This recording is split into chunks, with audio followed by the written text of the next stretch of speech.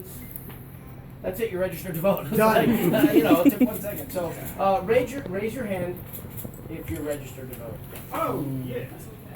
All right. Well, I sort of feel like maybe we should do like questions or something because I'm here because I'm a national surrogate for Hillary Clinton, and I say national surrogate not because I'm on all the national news shows, but because I volunteered to let them send me wherever they want to send me, wherever they think that I might be helpful, contributing my energy. And so I've been to, in the primaries, I was in 4 states: Maryland, New York, Indiana, and somewhere else.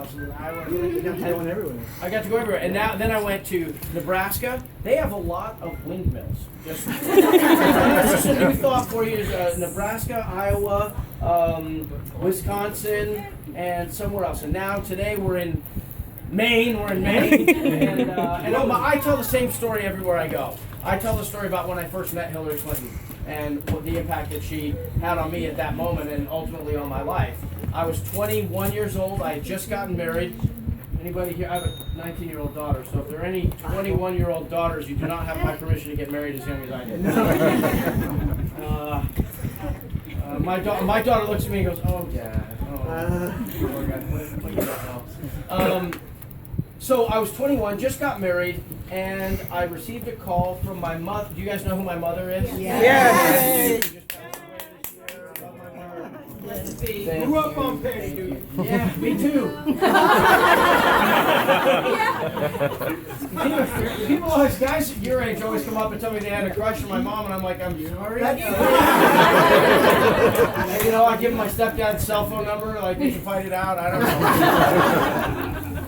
Anyhow, my mother, who was a president of the Screen Actors Guild, like Ronald Reagan before her, raised me to believe that I had a voice, and it was my obligation to use it, my opportunity, my blessing, and my obligation to inform myself and to use my voice. So I remember 21 years old, Sherry, who was an assistant to my mom's publicist. Are you following? Yeah. Okay, assistant to mom's publicist. Okay, Joe Sutton was his name. She called me and said, "Sean, and it was something like August or September of '92. So then Governor Clinton had just clinched the nomination or just accepted the nomination. She said, I remember at that barbecue you were talking about politics, and I just heard from this group called the Hollywood Women's Political Caucus. Anytime three people get together and come up with a title, it's a caucus, just so you know. Right? Well, a couple of Hollywood lawyers got together, female lawyers, and they started a caucus. And they were trying to support the campaign. And Hillary Clinton, First Lady of Arkansas, was giving a speech at CU Boulder, Colorado University, Boulder, Colorado. Her single biggest event of the campaign, 15,000 people.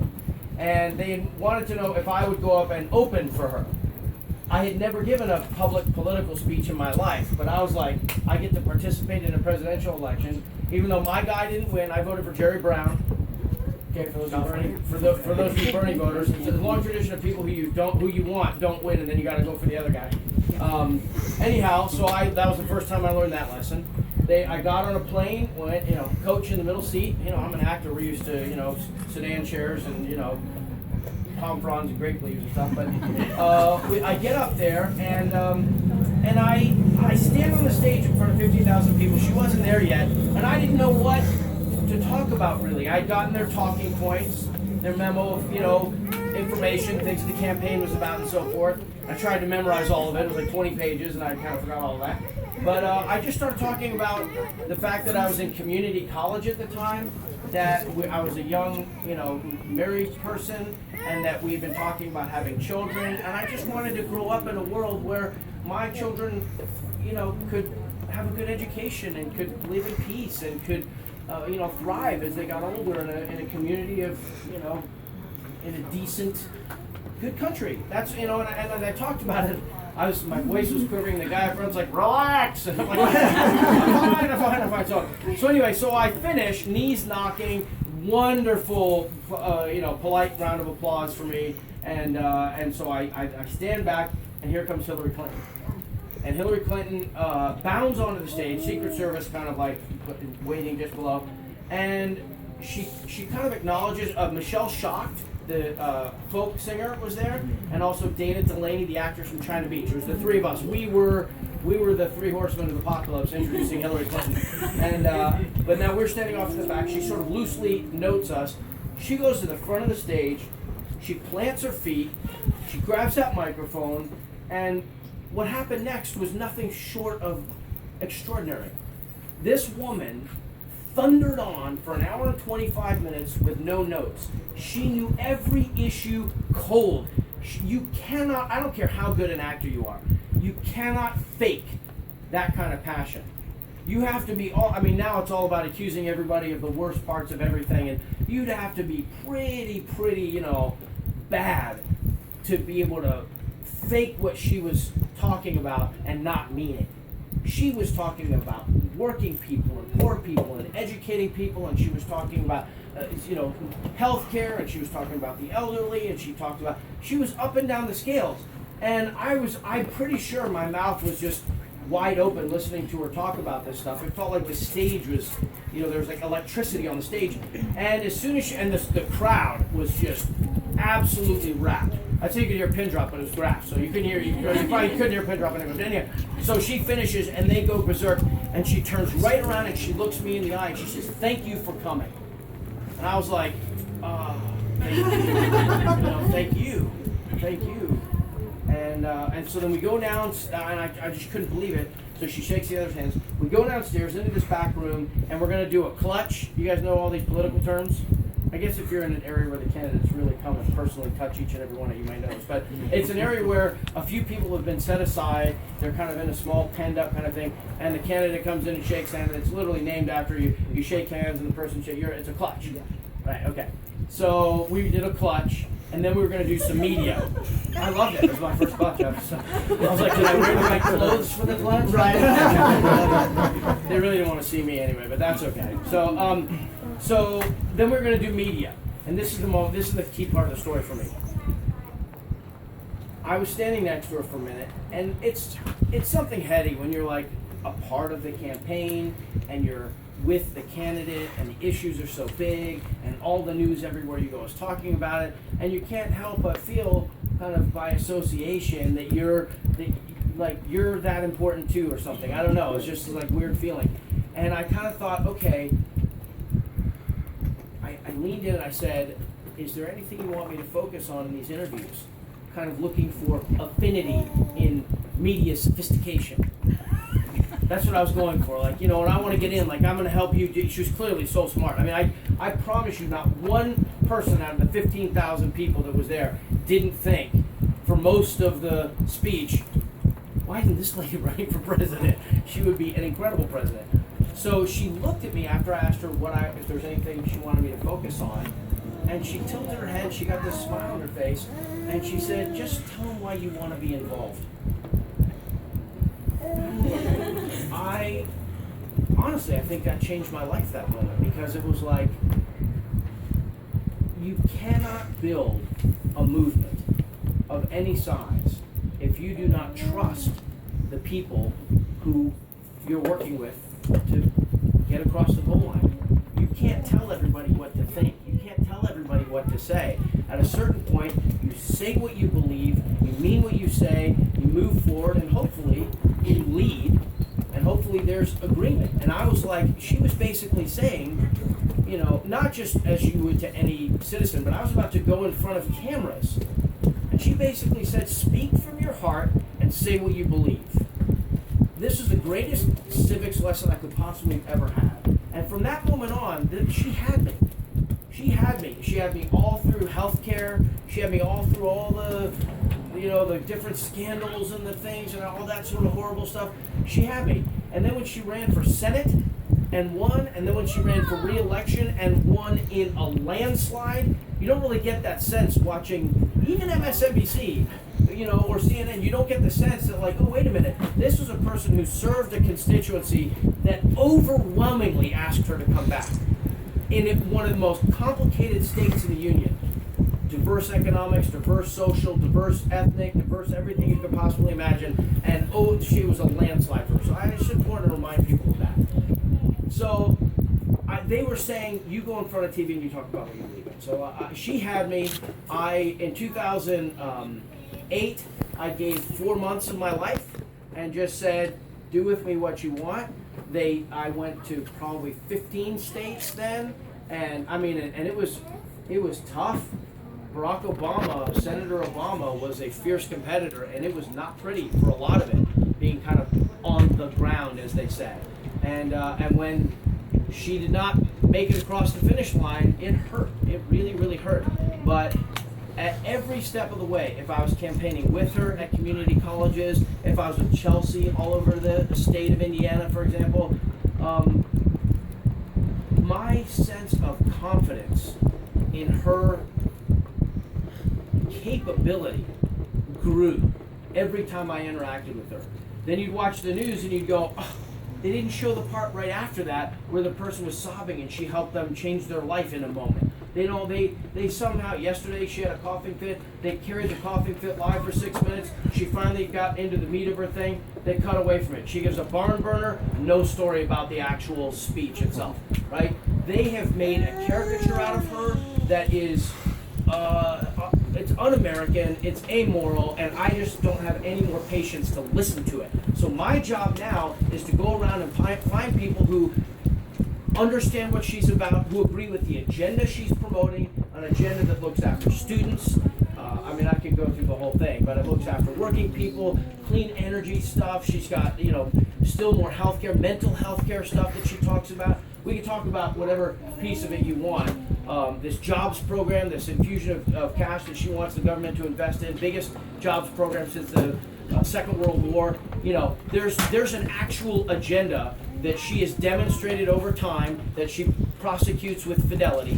There is an agenda that a huge number of elected officials from the Senate, the House of Reps, all the way down to dog catcher, who have worked with her personally, and they agree with that agenda. So you don't have to guess what she's going to do. I'm looking for people who have even a modicum of understanding of that, and I want to make sure they know that they need to register to vote. They don't forget to do that. At the last minute they can't do it. That they know that on October 8th, 9th, October 9th, they can start voting early. That they know where they can donate. They know that you can get your cell phones out and you can text Maine to 47246, and then you'll get little pulses from the campaign saying, hey, this event is in your area. Hey, did you know that this piece of information? Hey, your polling place is over here. Hey, there's a big show on tonight. We want to make sure you watch it and tweet about it. Like, what I love and what I understand personally, and the reason I understand it as deeply as I do is because I experienced it directly. When she says X number of million people, there are 10 million people who are part of our campaign. We have, 400 offices or some bigger number than that all over the country. People are joining our campaign. Somehow, when Senator Sanders does it, when I was going to say Secretary Senator, when the person with absolutely no political experience whatsoever says it, when other people say that they're creating a grassroots movement, somehow that's a story. Hillary had, 15 million, 13 million people vote for her in the primaries. That's grassroots. That is grassroots. People are voting for her. People are donating. 146 million record donations in August. They look at this landscape, they see what's happening, and they go, history is going to judge me, and I am not going to be on the wrong side of history come November. So that's what I'm out there doing. And I would invite you to either ask questions, or we can shake hands, or whatever, but I would invite you to please donate your $27 or more. If you haven't yet, I know I chose that number. If you haven't, it's a bite-sized number that no matter who it is, they can grab onto it. I don't know if anybody. This is a group that already knows the issue, so I don't have to tell you what it's like to walk into a campaign office for the first time and have that heart-choking moment where the first time you make a phone call to a fellow citizen, and hi, I'm Barney Fife, and I'm calling on behalf of the Hillary Clinton campaign, and you're just waiting for the haters to kill you on the other side. Anyhow, yeah. I am a big proponent of move to amend. Do you know what Hillary's stance is on that? Move to amend, I do not know what her stance is. There's move to amend. Well, I've heard about it on the news. I can't say that I'm an authority on move to amend. But should we talk about it in this setting, or should we talk about it after? Basically, it's to get money out of politics. Corporations are not human. Well, she has said, I don't mean to interrupt you, pardon me, but she has said clearly from before Senator Sanders was saying it, and in fact, I don't think I've heard Senator Sanders say it too much more, is that there should be a constitutional amendment to overturn Citizens United. Exactly. A constitutional amendment, and she said she's behind force. That's more than just like, you know, yet appoint a Supreme Court justice who understands the, you know, unconstitutionality of that particular thing, but, you know, redistricting. She is, yes, I think that you will be more than satisfied if you investigate her position on how to make sure, there's a lot of negative press and a lot of negative judgment on her about her personal finances and how she approaches it, and people find a very cheap, easy way to tear her down. Her actual opinion is that government should be responsive to the will of the people, and she's willing to do extraordinary things to ensure that that happens. And you should get on her website and talk to somebody who knows her policy more, you know, thoroughly than I do. Anybody else? Yeah. I'm concerned Hillary's kind of back and forth with free trade, the TPP. That's an important issue, especially here in the second district of Maine. A lot of mills are going down, or have gone down. Yeah. Fair, and it seems that her past would indicate that she would be for free trade. I know she said she doesn't support it, and sometimes that's a concerning issue. Absolutely, and I was briefed, because that's what my friends were telling me. There's very political words that kind of make things sound like a little more fancy, but I was, we sat down at lunch over at, what's it called?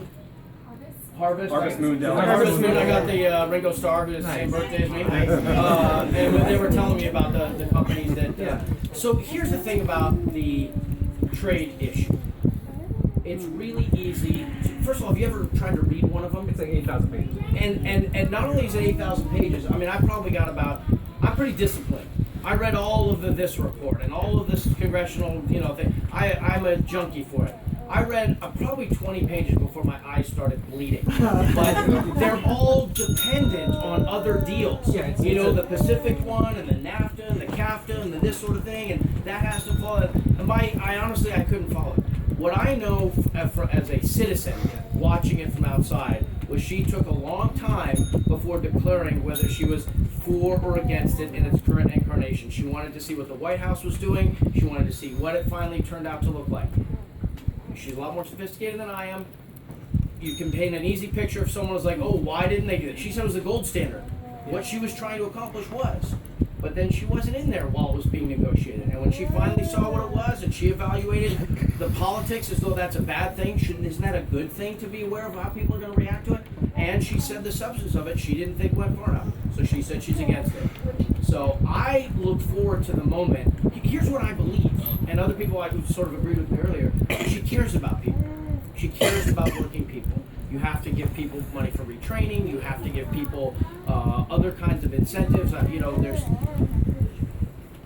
this is an issue that's easy to oversimplify, and I don't understand it. But for my part, what I trust is that she'll go into the enforcement of it, if it's through, or the negotiations or renegotiations of it, having learned, continuing to learn, and with the best interest of the working people in mind. That is my. I can't know any more than I can know more than that, but at the moment that's what I know, and it's good enough for me. But you have to decide for yourself. I appreciate that. Thank you. Yeah.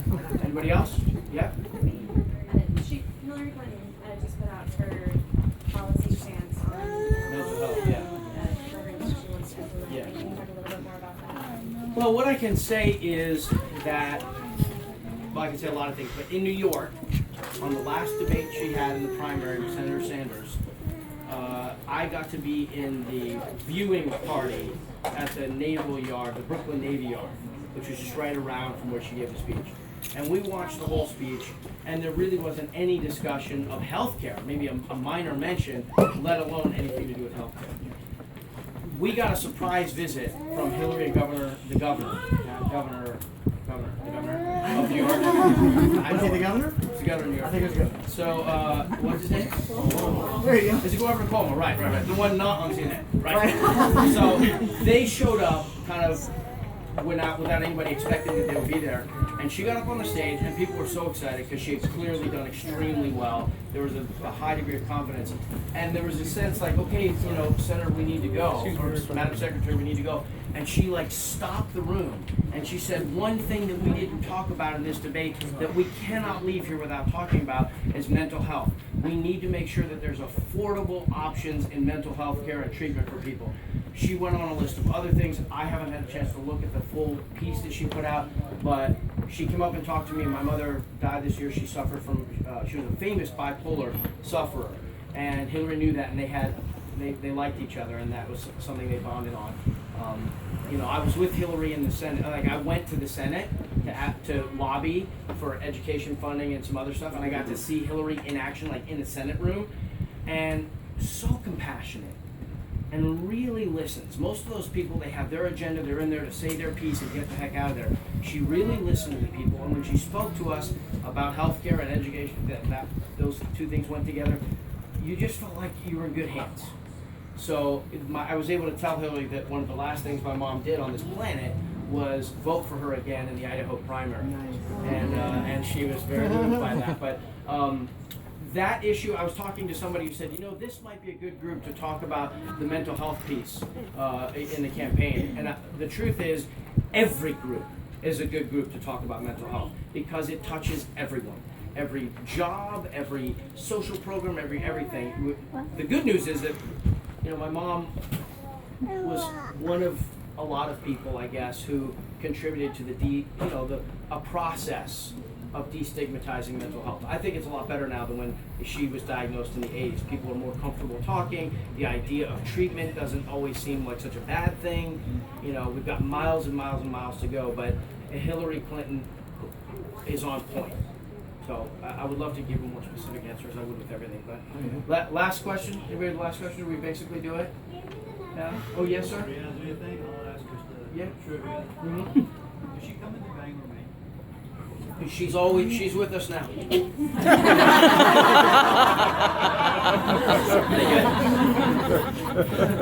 She passed away in March. Which one? Oh, Hillary. Hillary. I assume everybody's talking about my mom. Is Hillary the one who made the comment about my mom? I don't know. I'm going to tell her that I met a bookstore full of people who she ought to come shake hands with. Thank you. Yeah. And you can tell her the reason we all came here to stand in the heat is because it's our time. It's our time. It's our time. I've been a part of movies that make the best political slogans. Honestly, like, it's our time. It's our time down here. But it's all over once we ride up Trump's bucket. See? But how about Lord of the Rings? Somebody else take it away. Lord of the Rings is there is some good left in this world, and it's worth fighting for. That's right. That's how I feel. I feel like we need somebody out there advocating for us.